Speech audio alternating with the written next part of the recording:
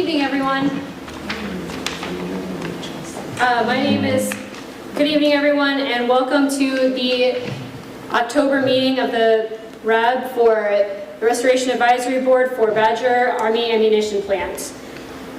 If you have not picked up a name tag yet and you're a RAB member, please see our contractor Chelsea over there, and she can get you set up.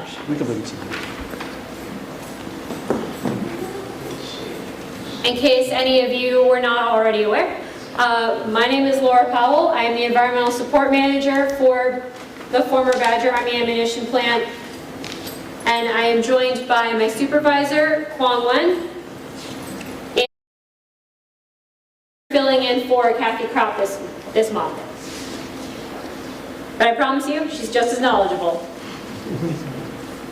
We're also joined by our partners from the Corps of Engineers, Mr. Shane Ellen, and USGS, Nick Carson-Dosh, and Joel Jansen from Sauk-Prairie. I also wanted to take this opportunity to announce 2 changes to the RAB membership. We have Mr. Jeremiah Yee, who is stepping in as the WDHS representative, and Mr. Chris Hansen will be stepping back as the representative from the town of Merrimack, but will stay on as an at-large member. And with all of that, I'd like to give the floor to the civilian co-chair, Ms. Michelle Hopp, for her opening remarks. And I never really have anything other than to say hi to everybody and welcome, and please ask questions. All right, thank you. All right, Chelsea, do we have anyone online? Yes. We have Joe Block, Star News, Okay. Valerie Randy Alma, and Lally. All right. And do you know, you took down who's in attendance, RAB, correct? Okay. Then I know that we sent out some revised meeting minutes from the July RAB last night. That was in response to some requests for revisions that we got from members of the RAB. Has everyone gotten a chance to review those minutes? Does anyone have any questions on those, or are we good to finalize the minutes from the last meeting? Okay. I was at the last meeting, but I didn't get on roll call. So my name wasn't added to present members. If that makes any difference. Okay, we can take that down as an edit and send a revision out to make sure that you're added to the roster. Chelsea, can you make a note of that? Thank you. Any other comments on the minutes from the July RAB meeting? Okay. This evening we'll be going over updates for the site-wide groundwater proposed plan, the settling ponds, expanded site investigation, some Grove Bay data gap investigation updates, the modeling that USGS is doing, the PFAS remedial investigation, and then just going over some business for future meetings going forward. Just a quick note, we did have to flip the order of the PFAS updates with the USGS updates. So the PFAS updates will come first, followed by the USGS. And I just want to mention our new RAB. yes, we do have a new RAB support contractor. As you can see, we're in a much better location than we were last time. That is all thanks to the help from our partners at Cherokee Federal, and we have our representative from there, Chelsea, helping us out today. And with that, I will hand over the presentation to Joel to go over the groundwater proposed plan updates. No, I'm sorry, as I was. All right, so for the site-wide groundwater proposed plan, we've seen the timeline so far. We submitted the first draft proposed plan back in February of 2023, and we've been back and forth with WDNR, receiving and responding to comments. Most recently, we submitted the Army submitted a revised proposed plan to WDNR in July, and just today, actually, we received WDNR's comments back. So we are still going through their comments, but we are incorporating what they have stated. Moving forward, we went over this a little bit at the last meeting, but there will be a public comment period once we have an accepted proposed plan from WDNR. The public will have a chance to provide comments on the proposed plan during the public comment period. A copy was sent to the RAD members. It's the same copy that we sent to WDNR for their review. Once the official public comment period starts, it is likely that it's possible that the document will change slightly depending on WDNR's comments. So we would ask for you to hold any comments that you have until the official comment period. If you have any questions as you're reading the documents, and to help aid your understanding, we can respond to any questions that you have, but we cannot respond to any comments that you give us at this time. During the public comment period, we will have a meeting to discuss the proposed plan and contents, address any community questions, and take any vocal comments. And we've stated this before, but the public comment period will be 60 days. You can also send in written comments at any time during the comment period, and all comments will be addressed and responded to in the decision document. Yes? Do you know what that public comment period, will that be separate from a normal RAD meeting? Yes, that will be separate from a normal RAD meeting. Thank you. Even if it does line up with our regularly scheduled RAD meetings, the public meeting for the public comment period will be a separate meeting. Does anyone have any other questions? Okay.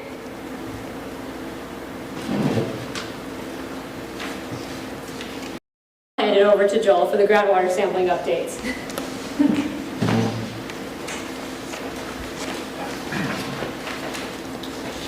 Hello, we're the on-site contractor for some people that may not know. So we do all the groundwater sampling, data analysis, send samples to the lab, and then submit most of the reports for the on-site work.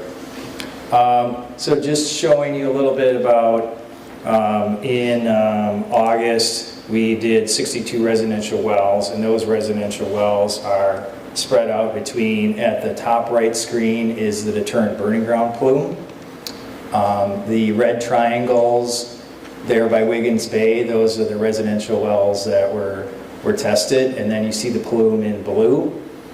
And then the central plume is on the bottom right, and then at the end of that by Gruber's Grove Bay, the red triangles, those are the residential wells sampled. And then the propellant burning ground is on the bottom left, and the residential wells there are down by 78 and just south of the plant, right before you get to the dam. And then the nitrocellulose plume is in the upper left, and there are no residential wells allowed on Badger site, so that there's no residential wells there. Just for people that may not see this, so we have the 4 plumes on different, and every plume does have D&T. The propellant burning ground plume is the one that has D&T and VOCs as the main contaminants of concern. So from residential wells, there were some groundwater pal exceedances for the DNR, and so that's the first number to look at. There continues to be no enforcement standard, so obviously enforcement standard means that's undrinkable, and Army would have to replace those wells. So we don't see anything that would be approaching the enforcement standard right now at anybody's well. So that is an annual program, and some of these wells are quarterly tested because they might have more susceptibility closer to a plume. So there's a couple wells out there that are quarterly tested. In September, we did the plume sampling that is very inclusive of the propellant burning ground, nitrocellulose, and the deterrent burning ground plume. We haven't submitted that data yet. We're just finishing the processing of that. Initially, there aren't any major changes from April. You know, plumes are still in the same position as they were before. Concentrations are still trending. Source areas, like ethyl ether is still off-site in the propellant burning ground plume that we're monitoring. Deterrent burning ground plume, upper right, the off-site concentrations of DNT are still decreasing in some of those down gradient wells that we've been monitoring, 14 years quarterly. But there is still DNT above up gradient on-site Badger. So it isn't like, so nothing, there's still, it's not like the plume is gone. It's just that down gradient closer to the residential wells, it's decreased in the wells that we've had DNT at higher levels before. But we do have increased testing down in that down gradient area up by Highway 78 and the Wiggins Bay area for certain residential wells and the monitoring wells. And then November is just a very small sampling that we do. Some of the wells down by Gruber's Grove Bay, there's monitoring wells down there in the central plume. And so that's just a very small quarterly event that we do. And then the bigger event again is then in April. So it's semi-annual sampling in April and September are the large groundwater sampling events. Any particular questions on this slide? So all the frequencies that we had been doing are all listed within the legend and then showing on the map.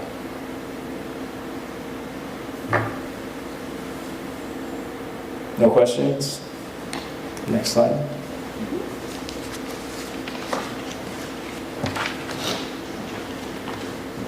All right, moving on, the Settling Ponds expanded site inspection. The contract was awarded back in December of 2023 and includes Funnel Creek, Settling Ponds 1 and 3, and spoils disposal areas 1 through 5. We completed the project management plan back in March, and the site health and safety plan was completed back in April.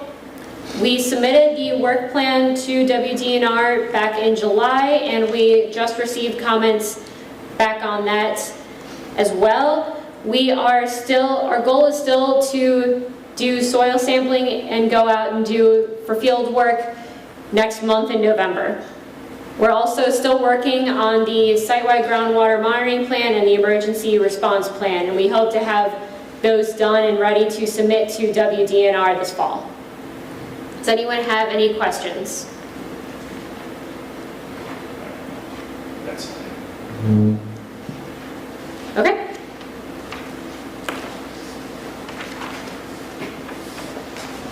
So I'm going to get into some more of the details. We're also doing the Settling Pond sampling, Settling Pond 2 field investigation after the fire that was in 2021.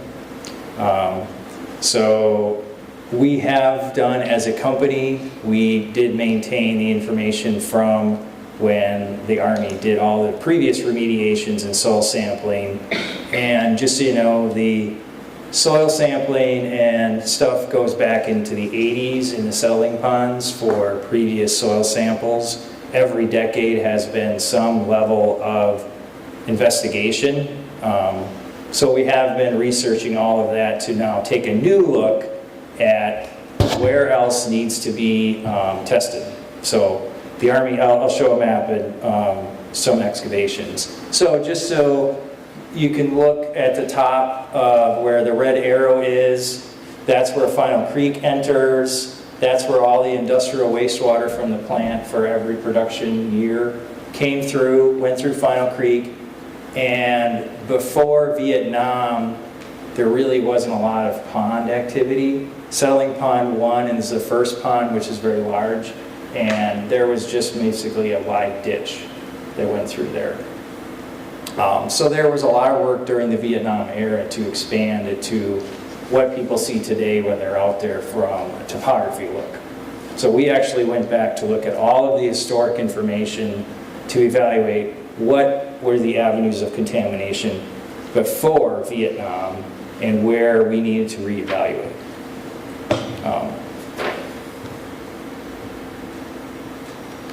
So this map is in the work plan, the QAP as we call it, and that is available on the DNR's website, is it not? Yes. Yeah, so the DNR website for the settling ponds on the berths, this draft document with the maps is available in PDF. So this is one of the figures from there. So overview is that this shows parcel maps, so it's different owners. The blue is the Bluffview Sanitary District. That is the entire Final Creek and Pond 1. The yellow is the DNR, and that is Pond 2, Pond 3, part of Pond 4, and then all 5 of the spoils disposal areas, which are the purple. In this map, you can see red, tried to make them pretty large so you can see them. All the little red crosses are where we're proposing the samples.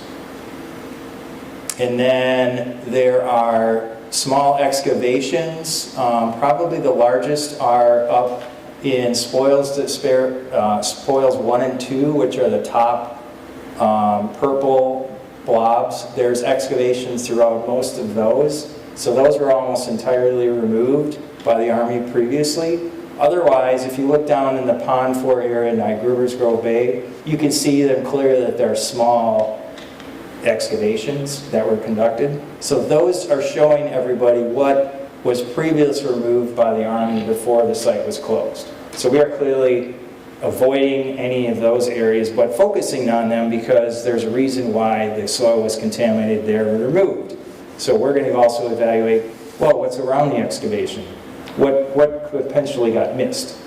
So we're putting samples that are near excavations, not in them, but yet understanding that there was a reason the sample was dirty before. Most of the driver of this is dinitrile. I mean, that is the main contaminants of concern. There are VOCs like benzene. Benzene was a production chemical. We did find benzene in Settling Pond 2. There's dibutyl phthalate, nitrocellulose. We're looking for metals, all screening for all of the explosive compounds. So nitroglycerin. So a wide range of sampling parameters that we're looking at. Previous investigations did a lot of smaller sampling sets. They only did certain parameters. So this is a wide berth for the initial to see what we need to evaluate for any future sampling. So the main goal of this overview is presence or absence of contamination. So this is the first, oh, you got a question? There is a question. Oh, okay. I'll just finish this. So this is the first step of a phase of investigation. So for Settling Pond 2, we found contamination. The Army has said they will be investigating further. So now this is the rest of the sites, and this is the first step to evaluate where there is some contamination. Somewhere, oh, this is clean, but this is dirty. That doesn't mean that area never gets investigated again. You do a full investigation once you find contamination at a future date. So this isn't just the only time we're going to be talking about sampling for the settling ponds. So just so you're aware. What is the duration of time that you're doing these samples, start and finish? We're hoping to get them done before Christmas and the ground freezes.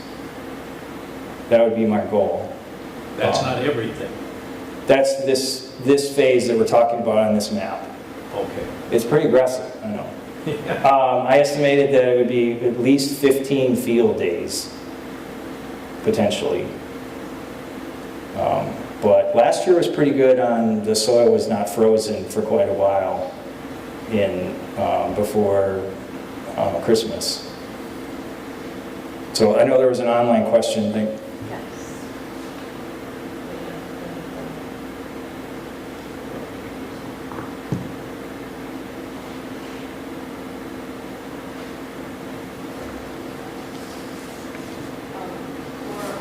did you want to leave your two questions I saw in the chat?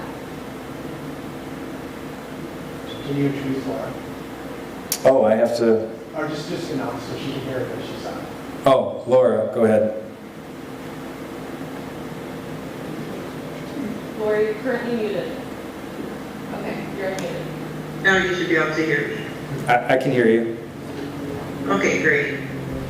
My question was, will PFAS be part of this or another site investigation at the settling ponds?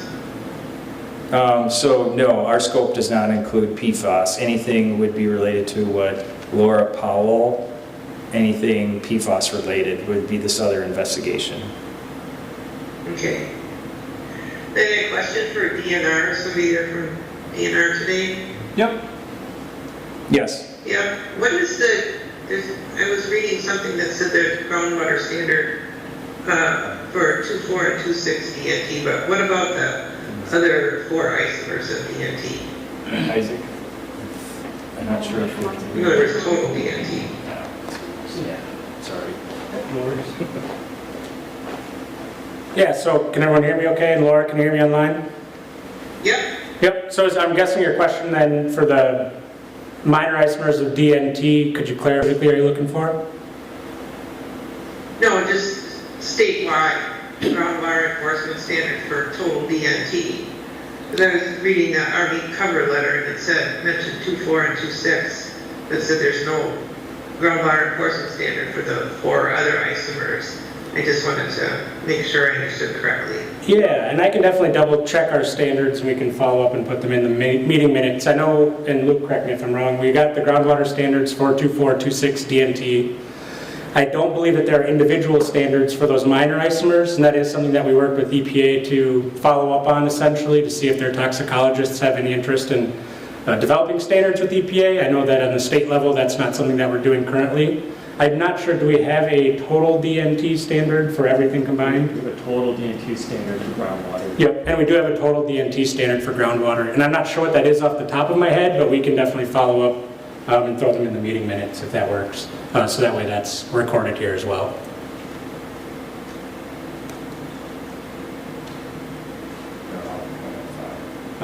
Yeah, you're correct though. Go ahead. Okay. Oh, I've got nothing else. Sorry, I was side combo. Question about the settling ponds besides that, or?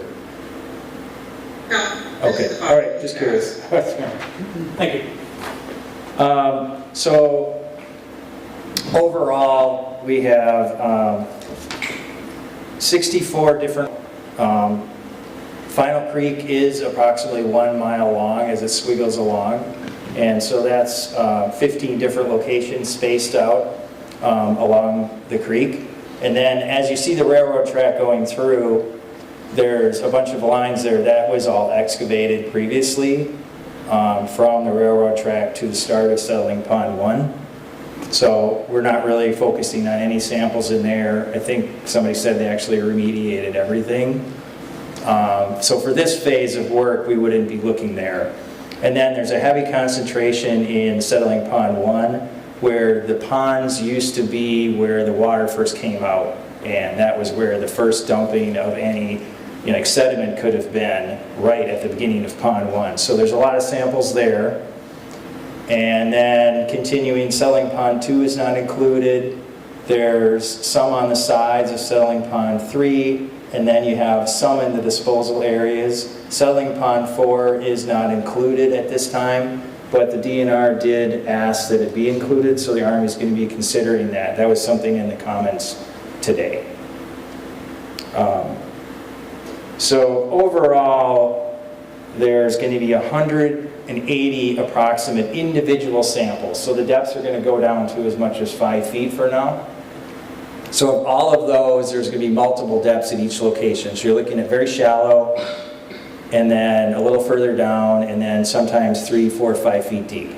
So we can at least get an initial vertical profile, but that does not mean that is the only depths that are ever going to be collected. Past times they went to 25 feet, so that we know that there's nothing down that deep. So it's pretty much a shallow, sediment related from production is where we're trying to evaluate. So we're looking at profiles, looking at the sediment quality, analyzing what it all looks like, color, taking pictures, so trying to document everything going forward.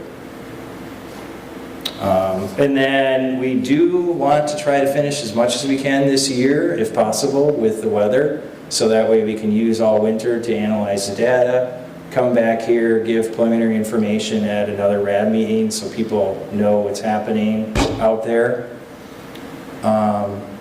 And then next year is the report submission for all the final results. Overall, just so you know, there were 71,000 files of soil removed. And you think of the dots, that doesn't seem like much. Most of that 70,000 plus yards came from the soil disposal areas 1 and 2 at the north. So all those little small excavations added up, but so there's still a lot of other material there if somebody says there's more contamination. So 71,000 yards approximately so far. And one last thing is that the analysis of where all the samples go, we use a lot of aerophotography from all the way back from World War II. We have digitized maps showing where all of the different waterways were, where some of the worst case locations could be that haven't been tested before. So we're not trying to go back to areas that we've already did. We're avoiding those so we can focus on other sections of where the ponds or in the creeks. So yeah, I'm ready for questions now. Go ahead. When the fire happened, was there any samples taken and any analysis to that? And what was burning? Yeah, so we did volatiles. We found benzene, and benzene was in ball powder. We had found a little bit of nitroglycerin. We found nitrocellulose. We found D&T 2,4 and 2,6, previous standards. We found dibutyl phthalate, diethyl phthalate, and those were munition components at site. We did find some, I don't remember which metals exactly were high, but we did test for all the metals. And then, so these munition components, so if you blend all this together, D&T and all these other things that we found in some of the soil samples, it is all of that keeps burning. And so it's not something that burns up right away, but it sustains a burn with D&T as a burn rate modifier, that things don't just burn up instantly. So yeah, it's all of the production chemicals that would have kept burning that were in the ground there. And you haven't determined how to remediate that site? So the previous method was made in the on-site landfill. That was after the fire? That was in 2012. Yeah. So no, excavated. The Army can't proceed with that until we do a CERCLA re-investigation and go through that whole process. So yeah, there will be a proposed plan and all of that stuff before any remedial action can be chosen. So one remedial alternative could be digging it out and hauling it away. So it's one choice, but you'd have to look at all in situ, people are doing in situ remediation too. That's not included in this sampling? No. No, so once you get through this, then if there is additional action needed, then you would do the remedial investigation, which would include risk assessing and feasibility, like we've been going through with groundwater. So it's very similar in that way. Any other?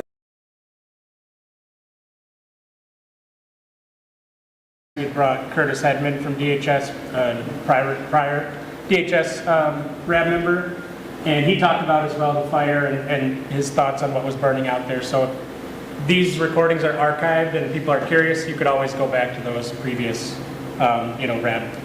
When is the lifting of the burning of brush piles going to occur? Yes, and that is something too that we've been in talks with our parks and wildlife folk, and we're actually trying to bring them to the next RAB meeting. The big hang-up that, at least in my understanding, because it's a different program, is they're trying to finalize what other RAB meeting and have them present on that. So I don't know when that lift will be, but we're trying to bring them here to this, So next this year. group. That's my guess, yeah. Yep. Laura, go ahead. Follow-up, I checked on the DNR website and the groundwater enforcement standard for total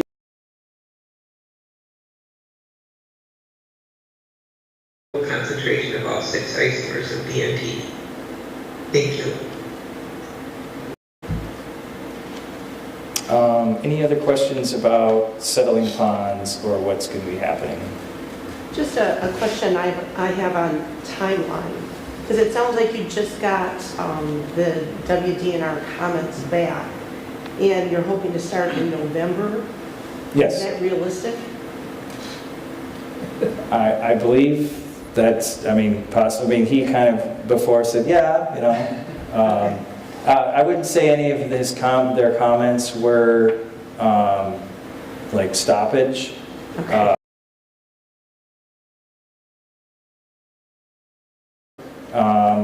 They had some other questions about samples or recommendations. I don't think anything was like, stop what you're doing, move on. Did you want to add anything? Or?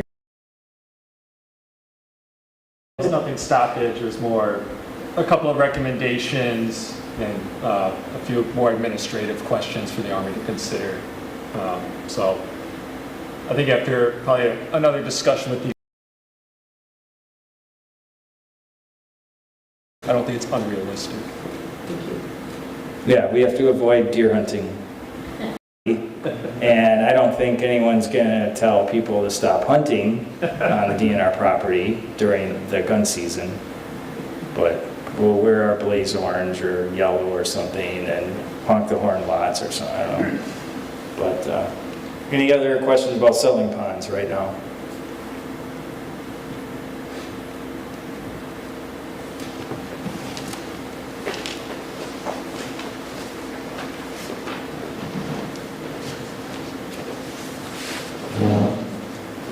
Good evening. My name is Shane Ellen. I work at the Army Corps of Engineers out of the Omaha District Office. I've recently taken over as the project manager from Ryan Teft, who is projects. So I'll be the Omaha District face moving forward, and look forward to working with everyone. As many of you are aware, a feasibility study has been in progress. The purpose of that is to develop, screen, and evaluate our cleanup alternatives. So we have our contractor, AECOM, who's working that for us. We anticipate the study complete second quarter of calendar year 25. So with that, significant more detail and potential options will be made available for this community.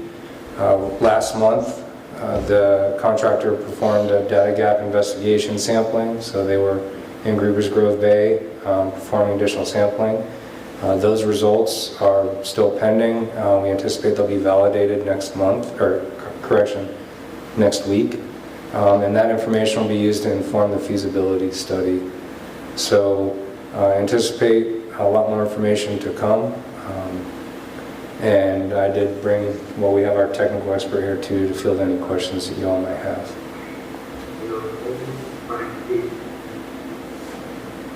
Any questions?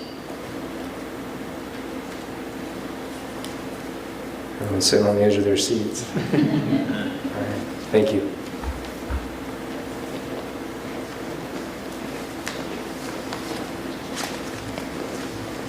That's all right. I know you guys are just saving your questions for me. So at the point where we got a lot of questions last time regarding the PFAS remedial investigation.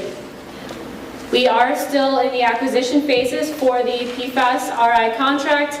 It is underway and on track. We are planning to have that awarded before the end of the calendar year. The purpose of the remedial investigation is to define the nature and extent of PFAS contamination at Badger Army Ammunition Plant.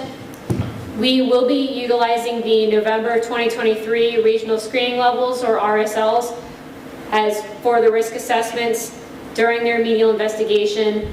These RSLs were published by EPA, and use of the November 2023 RSLs is current DoD policy. That's consistent at Badger Army Ammunition Plant, but also at every Department of Defense installation across the country.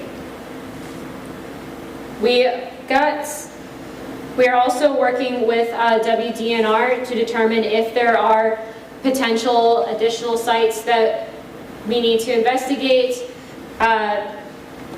We are still working with them to figure out if that is going to be necessary, and if so, where. And if any of those sites that we additionally investigate are higher than those 2023 RSLs, we will incorporate it into this remedial investigation. Now, we had a request from a RAB member to bring in EPA to talk about some of their more recent decisions and some of the details for PFAS. Unfortunately, they were not able to make it out here. However, I will still try to answer some of those questions for you. The EPA released, first question we got was about the EPA's recent release of maximum contaminant levels, or MCLs, for 6 PFAS compounds. They released those on April 10th of 2024 for PFOA, PFOS, PFXS, PFNA, and HFPODA, also known as Gen X, as individual contaminants. And then they also released an MCL for combined PFAS that uses a hazard index, which is a unitless measure. The DoD is currently waiting for guidance on how to implement these MCLs at cleanups across the country, but it is very likely that these MCLs will be used in subsequent remedial action phases. However, like I said, we are still waiting on guidance. Another question that we got was about the fact that the PFAS AOPI at Badger Army Ammunition Plant is co-located with the propellant burning ground plume, or it's on a section of the propellant burning ground plume. And the question we got was whether PFAS was interacting with the dinitrotoluene or vice versa, and if the PFAS would impact the efficacy of the cleanup that we are going to be doing for the dinitrotoluene. From what we have observed at other installations across the country, PFAS and dinitrotoluene do not interact, and the presence of PFAS should not impact the cleanup of the propellant burning ground plume groundwater, and vice versa.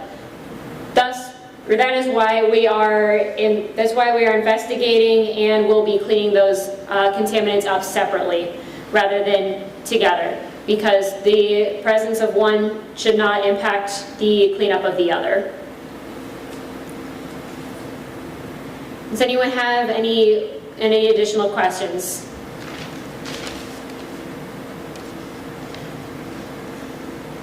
Wouldn't it make sense to just clean them both up at the same time? So Part of the reason why we're not cleaning them both up at the same time is because we understand a lot more of the extent of the dinitrotoluene contamination within the propellant burning ground plume than we do about PFAS. And we have a strong plan for how we can clean that up, whereas we're still in the early stages of understanding where the PFAS is and how we will remediate it. So one of the reasons we won't clean them up, we don't want to clean them both up at the same time, is because that would hold up the cleanup of the dinitrotoluene. The other reason is that the methods that we use to clean up dinitrotoluene might differ considerably from how we clean up PFAS, because they're two different chemicals with different structures and will likely require different methods for cleanup. I have a question based on the meeting minutes where there was an update on what you were reporting about the PFAS at landfill. I'm obsessed apparently with landfill 3646. So my question is, we know during what years was firefighting training done at the Badger firefighting training area? So, as we mentioned in the minutes, and I'll summarize if you haven't had a chance to look at those yet, during the PASI, the Army looked at all firefighter training areas that we had across our enterprise, and if any soils were removed from firefighter training areas, we looked at where those soils were moved to. In the case of Badger, we had soils moved from landfill 3646, we had soils moved from the firefighting training area to landfill 3646. We investigated the firefighter training area out of an abundance of caution. We actually did not have any evidence at all that firefighting foam was used at any point at Badger Army Ammunition Plant. But we investigated the firefighter training area out of an abundance of caution anyway, and we also investigated a landfill 3646, again, out of that same abundance of caution. So do we know the years that the firefighting training was done? I'm trying to get a timeline for my head. I understand. I would have to get back to you on that. We can put that in the minutes, the exact years that firefighting training was done at the training area. I don't have that in front of me, I'm sorry. Yeah, that's fine. And then when was the soil put into the landfill? It'll make sense once you hear all my questions. Okay. And then, so I want to kind of know the gap between the two. Mm-hmm. And then when was landfill 3646 covered with a cap? Because from the minutes, it says that this cap is preventing any kind of soil sampling of the soil that was taken from the firefighting training area. So it sounds to me as though there is no way that we can test it. So I can get back to you regarding the exact years that soils were removed from the firefighting training area and when the cap was installed over the landfill. Regarding the cap presence making soil sampling within the landfill difficult. The landfill 3646 is a permitted landfill by the state of Wisconsin. So if we were to drill through the cap to take a sample, we would reduce the integrity of the cover and reduce the integrity of the landfill overall, which would increase the likelihood for, if there were PFAS in there, possible PFAS to leak out, but also the other contaminants that might be within the landfill. And to go through the cap, because it is a permitted landfill, we would need permission from WDNR to go through the cap to take those samples. Right. Yeah, I'm not suggesting we should. But Okay. now we have a barrier to knowledge. That's the thing that's a problem. Because I am still concerned that we have 2 wells that have been sampled down gradient of that landfill that show shows the PFAS. So I'm just trying to get an idea of the timeline, and even though I know that you have said that you didn't find any, the 5-year review kind of suggested that you had. So I see that as kind of a conflict, and I don't see a way of fixing it. I don't see a way of proving it one way, proving or disproving it based on the cap on the landfill. Am I correct in that? Well, I think, sorry, so first of all, you're right that there's 2 downgrading wells that have detection of PFAS, and that detection was lower than the cleanup action levels at that time. But I believe the 5-year review was just indicating that statement that there was some soil from the fire training area moved to the landfill, and I don't think it implied anything else. And then it did also went further to elaborate that the PASI did sample some wells that shows there was no exceedance of that detection, or exceedance of that cleanup level. So I don't think there was any conflict of that. I think pretty much a body review was just kind of repeating what the I have it to read it. I had To answer your question about the soil, not being able to grab soil, I mean, if we do see any kind of soils, the PFAS in the soil, it would be, discovered in the groundwater samples that was collected. And I think there's, I'm not sure if the DNR has relook at those monitoring wells. That's a possibility. Hopefully that answered your question. Yeah, I don't know. I don't know, but thank you. Yes. Are you? And they used the foam there, and they must be having to do studies. If that's something that you could look at, see where they're at, what they've determined. We engaged with the Air Force at that installation to this point, but we can definitely reach out to them and figure out where they are in their investigation, because I'm sure that they are also investigating it at this, they're probably, they might be a step ahead, a step behind, but most of the Department of Defense is pretty much on the same page they are with PFAS investigations, but we can definitely reach out to them and see if they have any lessons learned, if they are a step ahead of us, figure out as far in terms of topography, hydrogeology, how it's moving through the environment, especially since it is so close. It would be a good way for us to understand the environment. So thank you for bringing that to our attention. Laura, if you want to ask your question now, you may.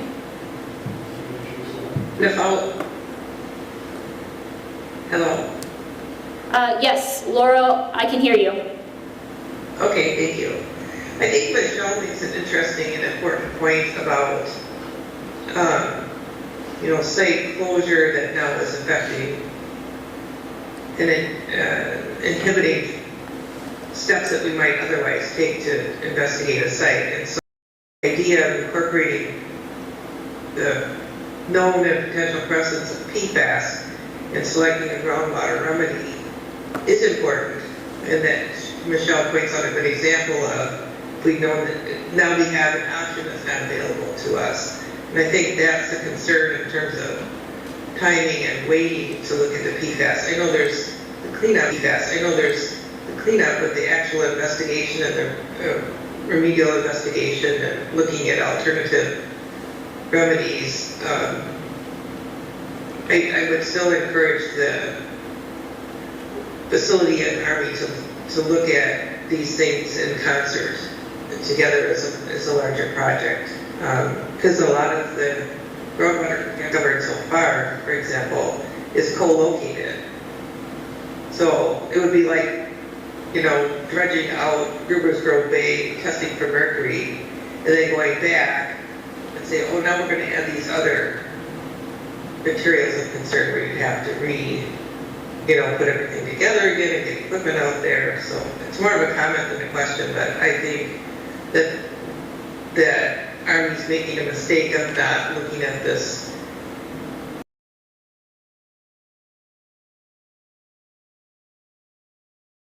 co-located. That's my comment that I had. Thank you. I wanted to make it clear, even though we are investigating and likely cleaning up these contaminants separately, we are keeping in mind what is there when we are planning out these cleanups. We know that we have an area of PFAS in the propellant burning ground. We are using that as we are designing the cleanup for the dinitrotoluene to make sure that we're not exacerbating the problem and that we are not setting ourselves up and locking us out of options for the future cleanup of PFAS. It's just simply, yeah, we're keeping our options open, and we're making sure that as we go forward with these cleanups, we're keeping the whole site picture in mind. Okay, so then that should be incorporated in the draft plan.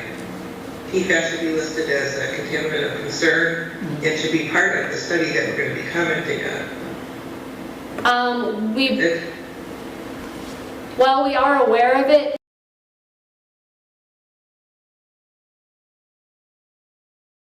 We are not planning to incorporate it into the proposed plan. Be separate and different. The methods that we would use to clean up the dinitrotoluene are separate from how we would clean up the PFAS contamination. Which they're not. They would still be two separate actions. And to restate that RI is still in its early stage of investigation, and it's not considered a contaminant of concern yet. Once the RI process kicks in and does all the additional delineation, sampling, and the risk analysis associated with the RI, and that's where the determination if this will be concluded. Laura, did you I get? disagree with that. Oh, I just wanted to check. I just think, go ahead. Nope, I just wanted to double check that you heard him, but it sounds like you did. Yeah. All right. So I don't disagree if the Army is truly considering PFAS as part of this planning process. We'd like to see it documented. It's just a matter of, you're saying you're looking at this as part of the decision-making method of the document that we'll be reviewing. That's my point. But thank you for your answers. Your remediation of one and the other, what if remediating one brings that other contaminant with it? Then where are you going to put that and separate it? Can you separate it at the site or not? So just to make sure that I understand your question correctly, are you asking if it's possible that the cleanup for the dinitrotoluene could affect the movement of the PFAS contamination in the groundwater? Yeah. Okay. So we are keeping that in mind because we don't want to move the contamination around in any of the contamination there. We don't want to just move it somewhere else. We want to take care of it. We want to shrink the plume, not just push it somewhere else.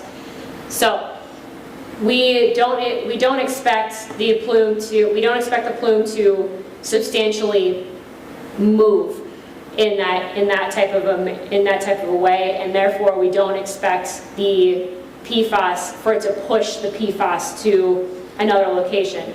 But part of the remedial investigation is understanding the nature and extent, and this is early in the CERCLA process. We will be doing additional studies and figuring out alternatives as we move forward with a better understanding of where the PFAS is and where it's going that we will gain through the remedial investigation. Yes? I just want to add that the remediation process of the D&T is, you feel like it's moving, but it's still years away of actually getting out there. So by the time the design of what we're dealing with in situ for the D&T, we assume that somebody will have already done some more sampling in the PVG to determine where PFAS is even detected. You know, like, is it actually where the D&T is? So I think that'll be very helpful to understand, because right now, all I know is that the PFAS was found nowhere near the D&T plume is. So that one well that I'm aware of is very far away from any D&T contamination that would be remediated. So if there were more detections, like by the burning ground, then that would have to be something that we would, you know, should. When they coexist in one location, then you got to determine how to separate them and not move them. Separate. So if that does happen, there'll be more discussions. Yeah. And then I think we had one more question online. A couple questions online? Yeah, sorry. Randy Coloma had a question, if you want to introduce yourself. Okay, Randy, if you could go ahead.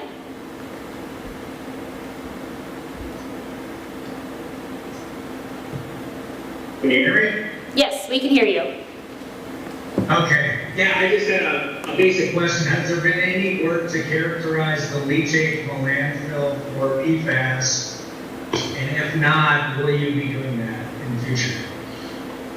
So we have sampled down gradient of several of the landfills during the PASI, and that is how we decided for some of those whether to carry them forward to the RI or not. To talk with WDNR to see if that is something that they would like us to incorporate, and we'd have to come to an agreement with them.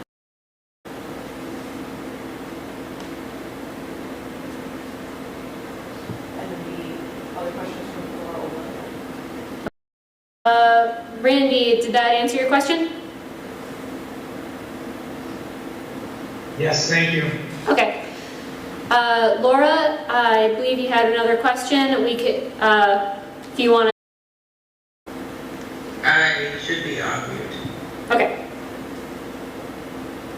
I just have a follow-up question. If you're still looking to define the degree and extent of the PFAS contamination, and I know DOD published a memo on concerning private wells.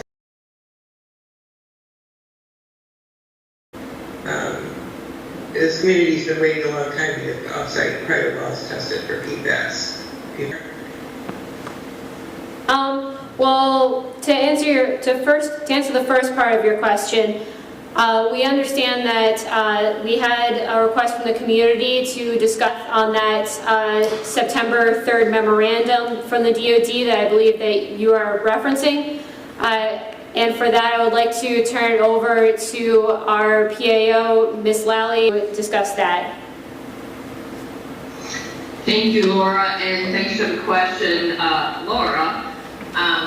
That is a very common question. We're getting across all installations, all types of sites that we're working with. So we are, as Laura has said, once that remedial investigate, more or less, we need to see what is happening, what's going on with the PFAS to make that decision on flow and geology and so on. So the remedial investigation will be the primary focus and also push for further actions. So right now, yes, the September OSD, the DOD, the Army, we're tracking the same MCLs, the same concepts. Everyone is, many have, as you said, you've been waiting a long time. A lot of locations are as well, but the RI process for PFAS is where the rubber meets the road. That needs to happen to see what, where, how much, when, and once those metrics, those numbers, those sampling, the test results, once those all come together, that's when you as RAD members are going to be doing the discussions and the what do we do next. But that is, as Laura said, it is apples and oranges. As much as we'd love to group everything together, DOD doesn't do it that way. I mean, just bottom line up front, that would be great and easy, but it is apples and oranges. You as a very well-developed RAB has been active and working on this. The PFAS is its own animal. I can tell you across the board is its own animal. So that RI is, like I said, where the rubber meets the road. So the intent of, yes, we all would love to move this forward quickly. All of us, I promise you. But this PFAS is its own animal that will be defined after that RI. I know that's probably not the answer you want, Laura. Like, we would love to do it together. Trust me, when we say we would love to work this done and finished, but it is beyond our control. However, that RI is extremely critical on the PFAS side. I understand. You have to understand that from our perspective, is the whole reason that we have this terrible mess in our community is because the groundwater contamination moved undetected off-site and was detected in private wells, and people here for decades drank contaminated water and they didn't know about it. And I completely understand. I'm still talking. So the idea of waiting for DOD policies to come into effect and things to come into place, that part I understand. I understand it takes time to do investigations and get things deployed and in place and ready to go. But our priority here is that we know to the best of our ability to go out there and prevent exposures and identify as soon as possible where areas of risk might be. Even if the facility doesn't have the capacity or the interest in testing private wells, if the community has that information, they can, take that initiative themselves. But the problem is not doing outreach and engaging the public early and preventing these exposures. So I understand about policies, and this is the process, and I know DOD has issued policies that I had a great issue with. One is to use, anyway, I won't go there, but that's our greater responsibility, is to prevent exposures. And we know it's in the groundwater, even with this new memo from DOD, the PFOS concentrations exceed the guidelines, and so this has to be done first, not last. Thank you.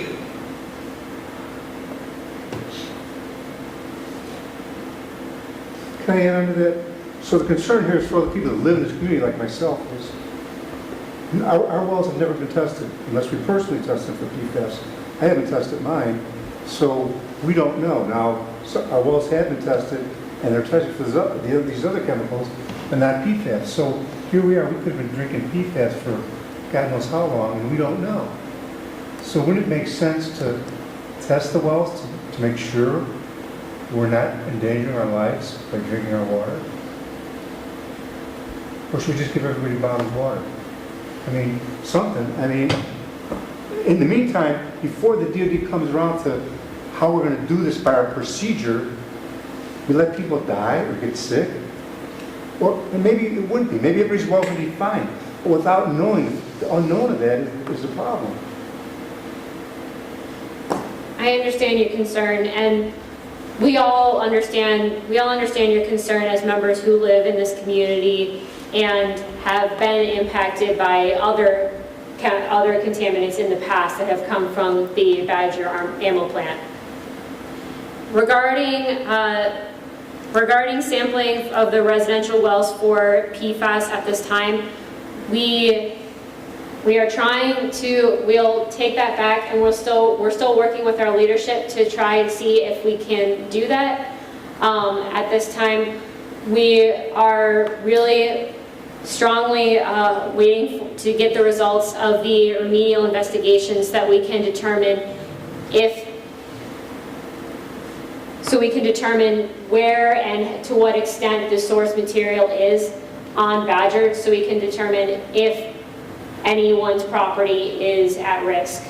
At this time, at this time, we just don't know enough information. We know that there is an isolated spot on Badger that had PFAS exceedance, but we don't know where that is and where it's going. I mean, we don't know to what extent.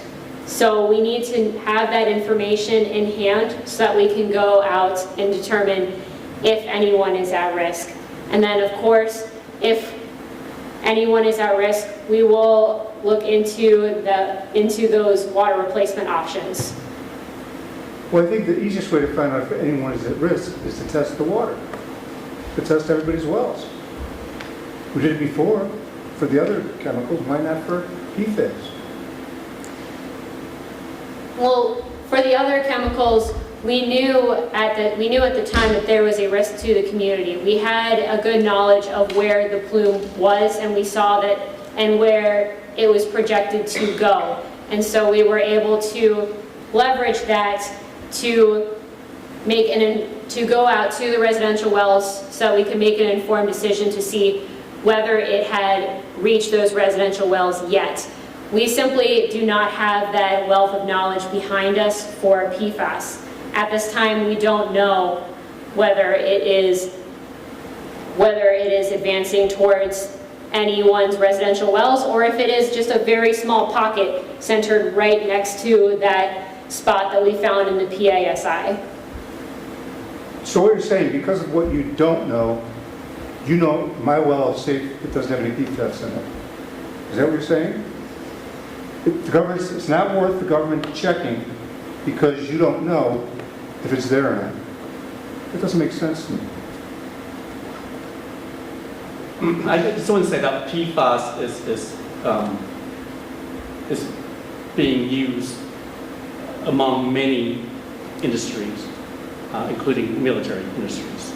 So that's why the RI process is where we will, tie that connections together to see where the source comes from and if it's coming from the Army and if it's migrating towards that directions of any residential house that we could, step out and collect those residential wells. So I guess the key here is to, for us to expedite the RI process as quickly as we can to get those data and then and help us determine to provide you with those residential well sampling. I suggest you use the Air Force in Madison's condition. They may have some information of where it went. Did it leave the airport? Did it have the surrounding communities? You may have some guidance there. Yeah, we will definitely reach out to them to see if they have any data concerning the movement of PFAS from the airport, whether it stayed pretty contained there or whether they saw it moving, and if so, how fast. And we can use that as we gather some more data to try to build those projections for where that PFAS might be going. Thank you. I think I have sympathy for you guys because this isn't easy, but I also understand the residents here are concerned and we should be. So I think what I'm hearing you say, Kwang, is that the Army, because of protocol, cannot do anything that's going to cost them money because liability has not been proven. Is that correct? That's being very blunt. That's true. Yeah. So I think if I heard him right, Mike, is, and I don't agree with it, but I also understand that's business and that's... It's like a city. Yeah. We'll give you traffic signal after 7 people die from an accident. Exactly. And that's what they're waiting for. Well, it's liability. They can't prove that, they haven't proven that it's their fault. But that doesn't make it feel right, does it? No. It doesn't make it feel right. So I guess the more that people in charge can do, like for example, the leachate sampling. I heard you say, Lauren, you're doing your best you can, but I heard you saying, well, we'll check with the WDNR to see if we can do anything about it. Are you gonna? Yes. And DNR, are you gonna then say, yeah, you gotta do something about it? Or are you gonna have to wait until we have the RI and that says that, yes, the Army is liable? Because if we're waiting until we figure out if the Army's liable, we're gonna be in the same boat we were before. How do we get around this? Regarding the communications with WDNR, we are working with them hand in hand. We've been talking with them this week, even back and forth, trying to narrow down if there are additional sites where, and examine what reasoning there is behind looking at these additional sites. So that is a constant conversation and back and forth that we are having. So I just say that to let you know that this isn't happening in a vacuum. When we say that we're going back to WDNR to talk to them, we are actually talking with them continuously, not just a one and done, not a, we'll send them a letter, wait 2 months, get a letter back, review it, send them. No, we're hopping on the phone, we're exchanging emails, and we are having that constant dialogue to try to solve this problem as quickly and efficiently as we can, and to make sure that we don't have any data gaps as we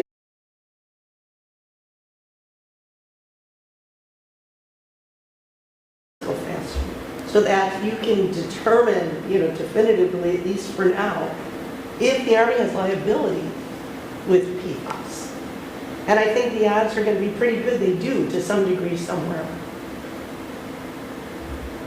I think asking how to make CERCLA move faster is the $1 million question that we've all been trying to figure out in all of our careers. Regarding the PFAS remedial investigation at Badger specifically, we are working as fast as we can. That's why we have this contract set up, and as soon as it gets awarded, they should be able to hit the ground running to take some of those additional samples at sites if we determine with WDNR that that's necessary, and then we'll be able to wrap those up into the RI rather than waiting for a second RI to capture those handful of sites that may come above the RSL levels. And then as for trying to expedite the RI process further, part of that communication back and forth with WDNR is just making sure that they know what we're doing, we know what they're doing, so that hopefully the review process goes a little faster so we can have a final product to you as quickly and efficiently as possible, while making sure that it is a product that is robust, will stand up to scrutiny, and that is a product that we can move forward with as we continue on to the feasibility study, which will follow the RI, where we determine alternatives for how to clean up the PFAS contamination at Badger.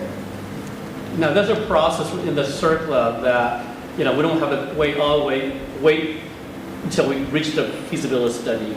There's a process called interim remedial action, IRA, that could be implemented at any time during the phase of once we come to site at the RI phase. So once we get that data back, as soon as we can, we determine that, there's a need for immediate action, that RA phase can be initiated. So just want to make that clear, that including bottled water, for example, if that is a solution that we identify. Correct. And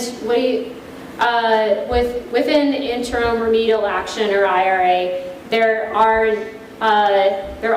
actions that we can take, like providing bottled water, like putting in home filtration systems, or connection to municipal water sources, as it makes sense for the individual and the situation. If we determine that there is an imminent risk to individuals' health and well-being. But that is part of why we keep looping back to what we need is to have better understanding. Once we have the RI data, we'll be able to have a better understanding to know if anyone is in imminent risk, and then we'll be able to implement those actions to protect the public very quickly. There is provisions within this RI contract to provide those time-critical actions should we find them necessary during the process of the RI. So we can quickly get out to people's homes, install those filtration systems, provide those bottled water systems, and you don't have to wait for a whole nother contract vehicle to come through to provide those systems.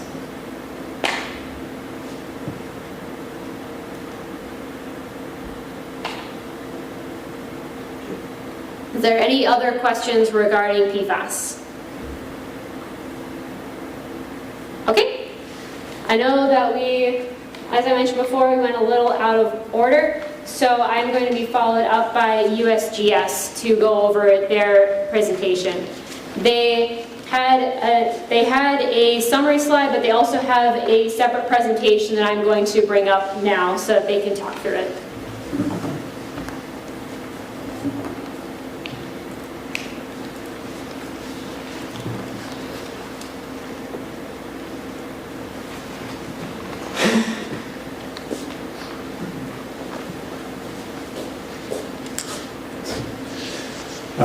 Hi, I'm Nick Korsendosh. I'm a hydrologist with the U.S. Geological Survey at the Upper Midwest Water Science Center in Madison. I'm a part of the USGS groundwater modeling team along with Meg Hasserat and Laura Schachter, who are also here tonight, as well as Howard Reeves, who's based out of Lansing, Michigan, who is not here tonight. I'm just going to give a brief update about the groundwater modeling project that we're working on, as well as a little background and a look ahead at what we propose to do next. So if you've been at past meetings, you probably heard one of us talk about the modeling work that we're doing. Just to give a bit of a summary and a summary of the goals that USGS, the goals of the current USGS involvement in Badger are. We're working on developing a groundwater flow and transport model that simulates the movement of contaminants with the groundwater at Badger. And so, kind of stepping back, that leads to this obvious question of why make a groundwater model for Badger. So groundwater systems themselves are vast and they're complex, and the many factors that control both the rate and the direction the groundwater moves can vary in space and time. Things like infiltration of rainwater, snow melt, soil texture, the elevation of bedrock, things like that.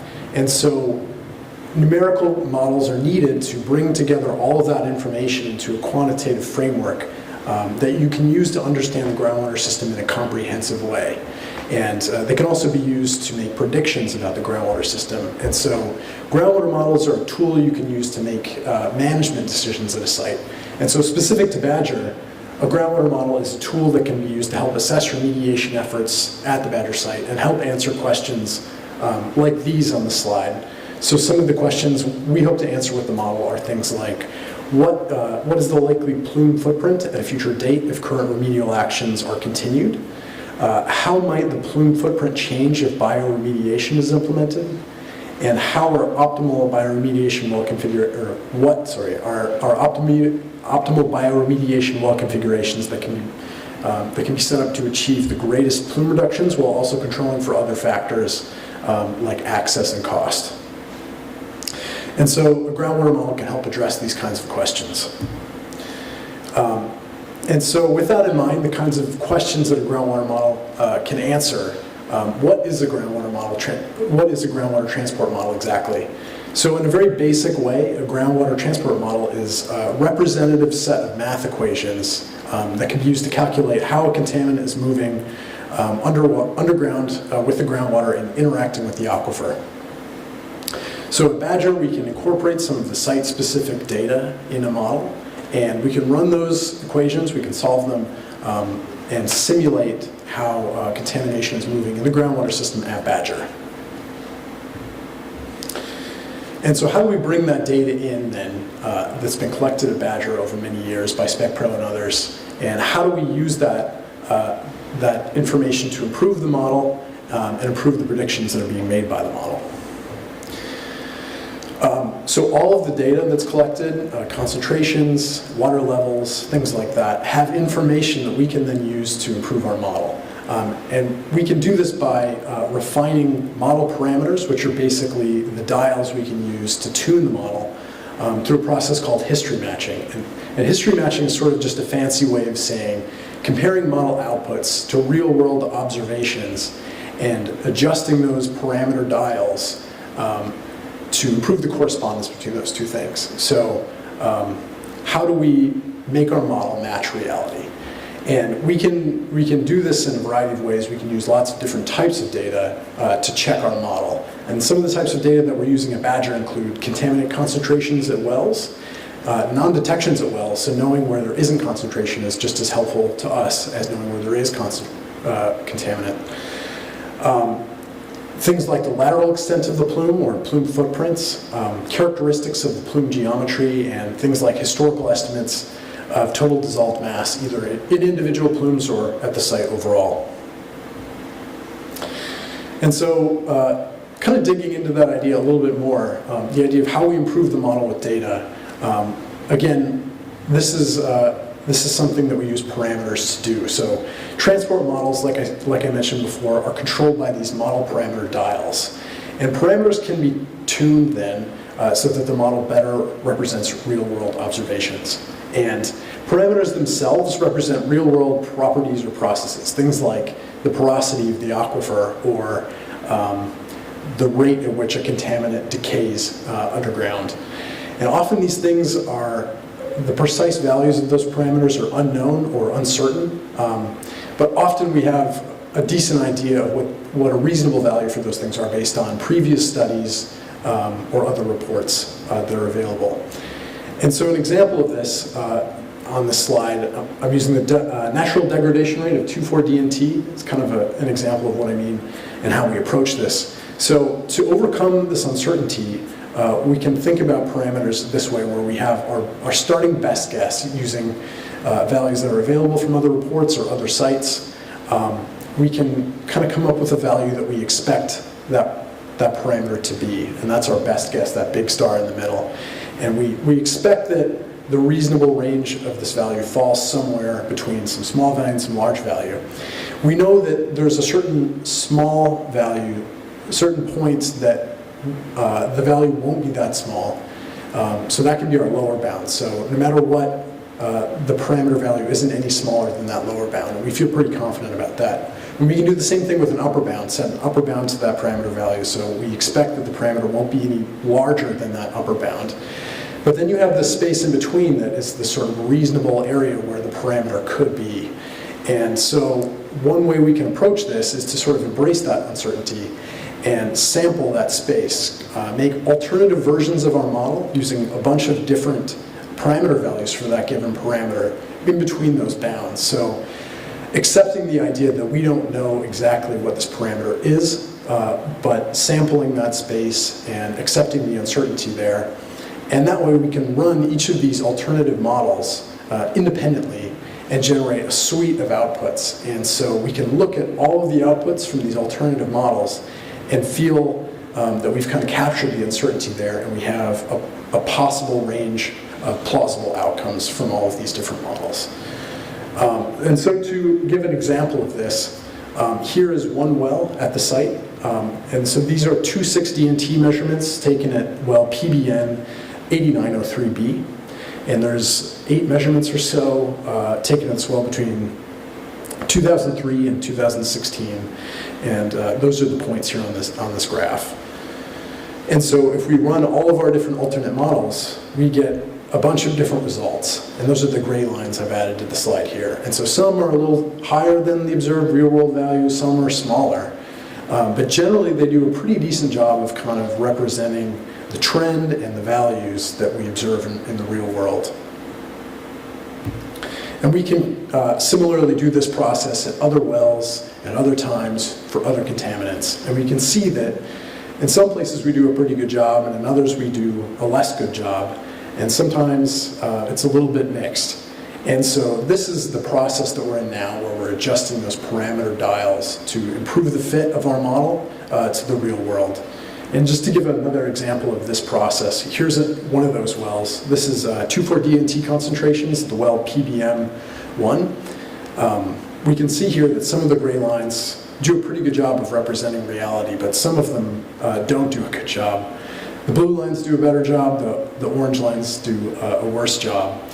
And so we can identify the parameter values that do better jobs, and we have an idea then that those are closer to the true values of those parameters. So we can carry forward those models then to make predictions into the future. So this is all matching history, but what we're concerned with is what happens in the future. So we can use those parameters to make those forecasts. And this kind of summarizes that idea. Once we have a collection of models that reasonably match observed data, we can use those models then to make predictions about plumes in the future.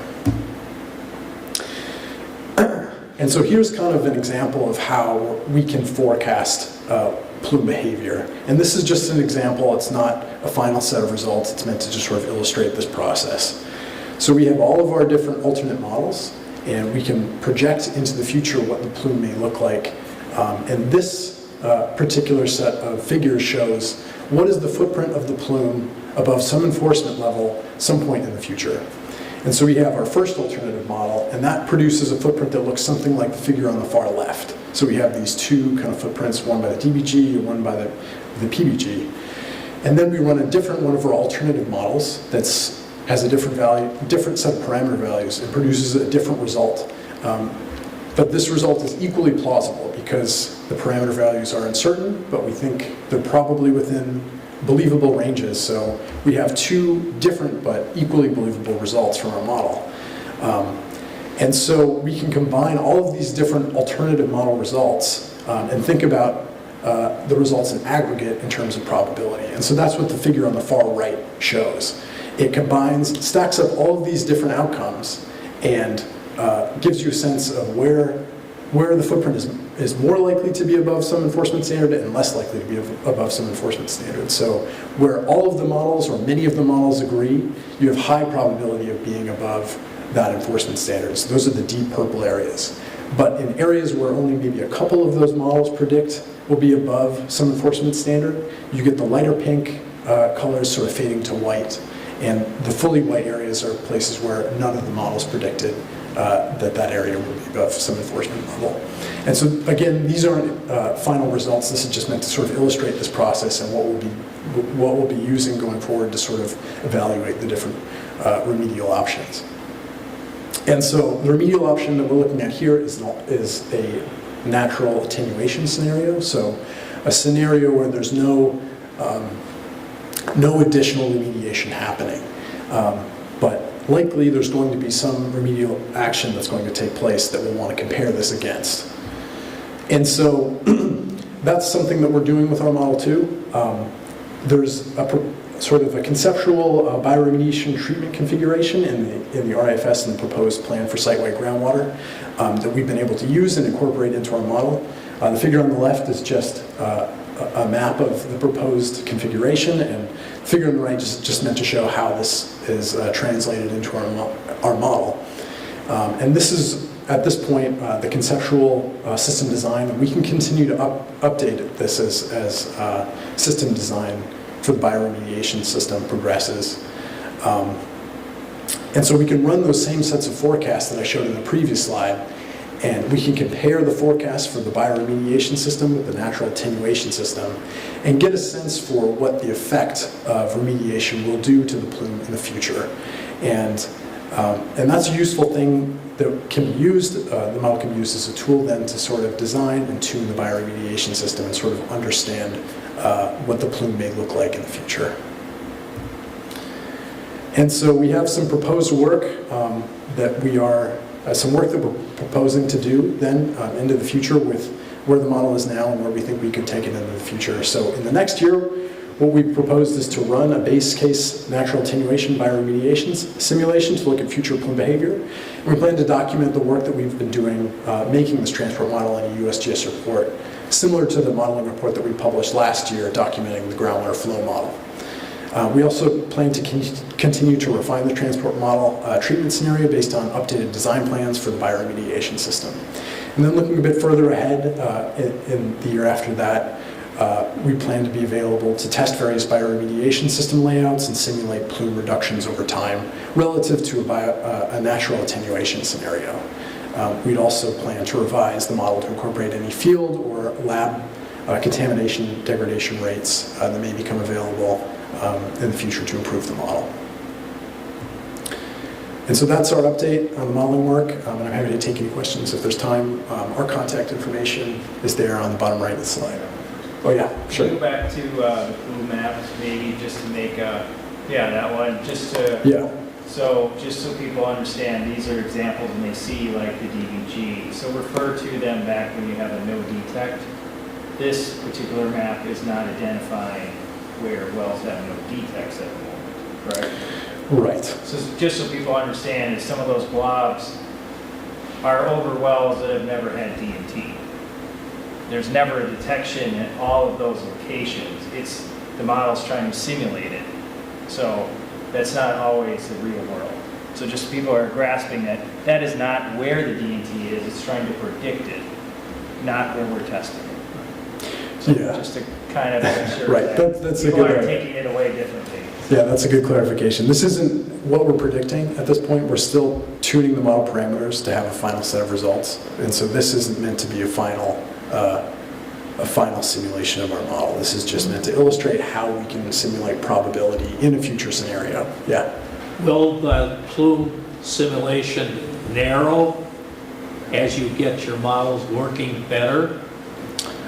Probably, yeah. This is just some arbitrary cutoff concentration. This isn't any sort of action limit or project standard. The plumes don't just seem to be narrowing. Yeah, and this is not an actual plume. This is the probability of that a plume may be in a Yeah, place. so that's the hard part is people Yeah. see the plume Yeah. and they assume that that's where it is. But yeah. But the plumes, as they travel southeast, they don't narrow necessarily. The contamination doesn't seem to narrow. Correct. Based on your well testing, actual well testing. Mm-hmm. Yeah. Yeah. Yeah, and so we hope to show, given the uncertainty of the model, because it's always going to be uncertain, we can't perfectly recreate reality. What we expect is possible. Yeah. Great question from online. Laura Ola, do you want to go ahead? Curious if, I was thinking about the propellant burning ground area, and there's been over periods of years, dramatic increases and also decreases in the concentration of DNT in the groundwater, and it's thought to be, at least in part, influenced by where the water table is, and as it's starting to go up and down. Right. Can your model have that input to predict based on water table and changes in the water table? Yeah, that's a really good question, and it's something that we've been working to try to get our model to recreate, because you're right, there are these spikes, in particular at the PBG, that are really sharp, and they're a little bit hard to simulate because there isn't a really obvious connection between water level rise and spikes. They're likely connected, but to be able in our model to connect the two, there's not a certain elevation where you see a spike necessarily. So it's likely some combination of increased recharge, increased water levels, that may have some sort of lag before you actually see a spike. So it's something we're working on representing in our model, but it's tricky. But those are real, and it's something that we're working to recreate with our model. Thanks. I have a question, a friendly one. I see that the model used data, and I remember this, up to 2018. Are you using more updated information? And I guess the second part of that question is, are you contracted with the Army right now to do this modeling work? We've been funded through the last fiscal year, which just ended in the beginning of October, and we've proposed work to continue this work, so that's sort of where things are now. The data sets we've used go through about 2020, 2018. They are similar to the data sets that were worked up by the previous USGS study, you may remember, that looked at trends and the plumes across the site. So we used their published data to kind of set up this model. And so looking at newer data is something we could definitely do. And our model is forecasting into the future. That's something we're working with the Army to figure out how far is useful for designing the bioremediation system. And so we could bring in that newer data and kind of check that against, we can validate our projections against kind of the newer data that's been collected. That's something we could do. We haven't done that yet. Because I think would be helpful. And also if the public were to look at the online, database, then it would be newer information too. Right. Which would seem a little bit more, I don't know, just more real. Yeah, thanks. Sure.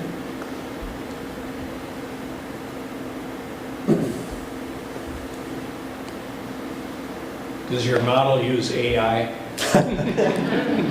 It doesn't, no. More intelligent than humans? Yeah. Yeah, I don't know, it's going in the weeds a bit.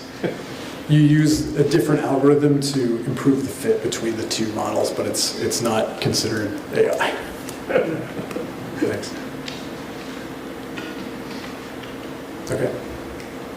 Thanks.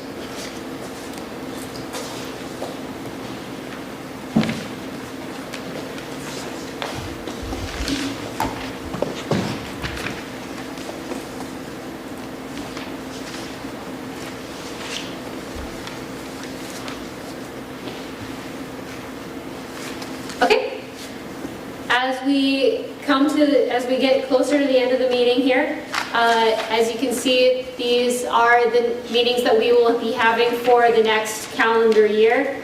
The next meeting is scheduled for 16 January.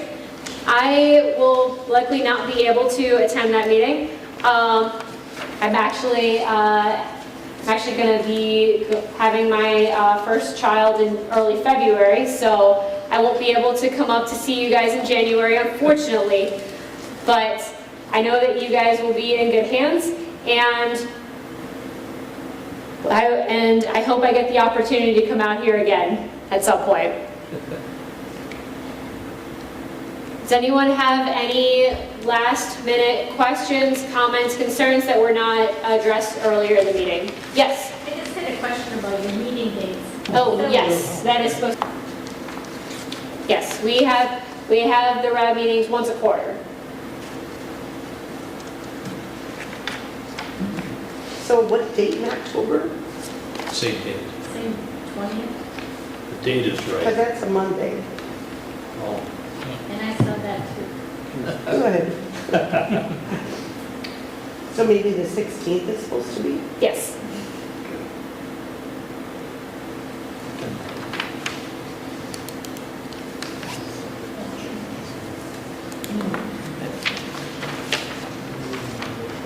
Did you tell about the wage?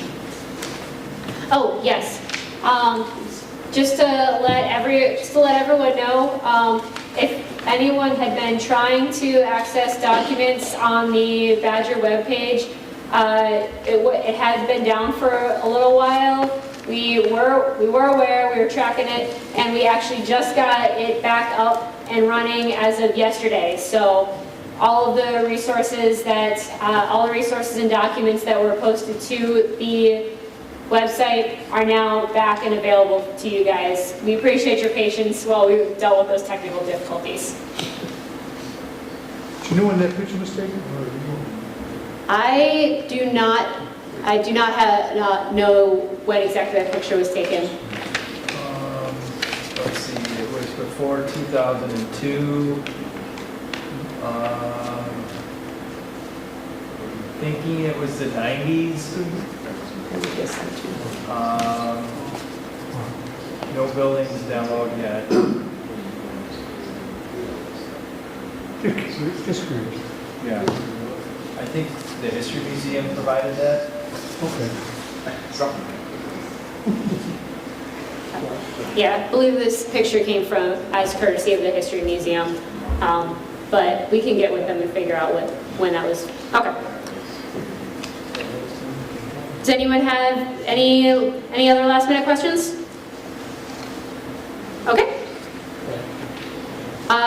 Also provided in the slides, there are these resources. The left links to the OSD website, which has all of the Department of Defense resources and current standards on PFAS. And then on the right, links to groundwater data the right QR code links to groundwater data information at Badger. And we appreciate you coming out here and for your continued support and interest in the cleanup at Badger Army Ammunition Plant. Thank you so much for your time. You need to take a picture of it. That's one. Yeah. Gotta do this.